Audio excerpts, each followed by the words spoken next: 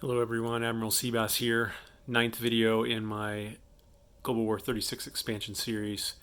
Today we're going to be talking about rail links. These are not in the basic rules, but I believe they were in one of the expansions, and I really like this. This is going to extend your rail network at a cost of 4 or 8 if the rail link's in the mountains.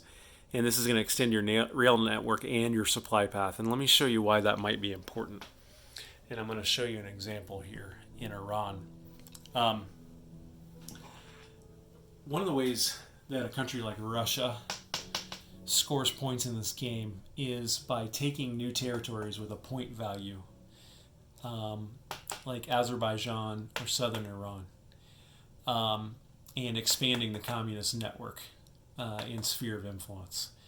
And so Iran's a really good target for Russia in this game in order to, they can score 2 potential victory points here by holding and possessing both of these at the end of the game. So a very typical move for Russia is to invade into Iran and take over pretty much all of Iran, if not these 2 territories here. But you see this rail link stops here.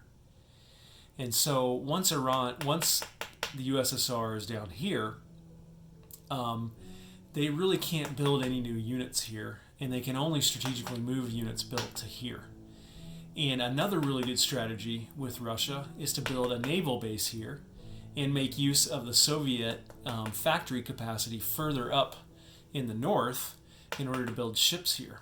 And so what the Soviets can do is with this rule, is they can take this and build it right here like that and link this rail into southern Iran, and by implication this one too.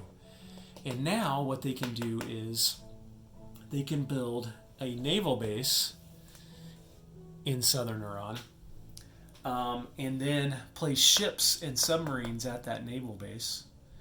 I guess maybe they could build a shipyard too, although maybe that has to be in your home country. I'm not sure about that one. But they can build a naval base here and then use any excess industrial capacity from their factories to place ships and submarines right here, which they can go harass the Pacific with, like maybe the Netherlands, or maybe they can get down here and attack a neutral Netherlands before the Japanese get to them. Maybe they can come down here and attack this Portuguese territory. But it lets you, you could build a factory here, right? You could build a medium factory for 15, or you could build a minor factory for 10. And the minor factory that you build for 10 could only build 1 unit a turn, which would be 1 ship per turn. The medium factory could build you 3 ships per turn. So this is a more cost-effective way by building this railing. If you want to build a navy down here using a naval base, this would be a very cost-effective way to do that. So that's just one example of extending your rail link.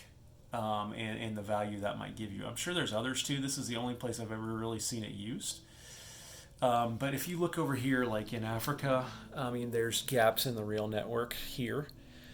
There's gaps in the rail network in China, which you might want to plug. And so I just think it's an interesting rule and expansion, and decided that I would use this in this game as well. So yeah, that's rail link. Costs you $4 in a non-mountain territory, $8 in a mountain territory, and it extends your rail network into another territory and lets you do all kinds of fun things. This is Admiral Seabass signing off.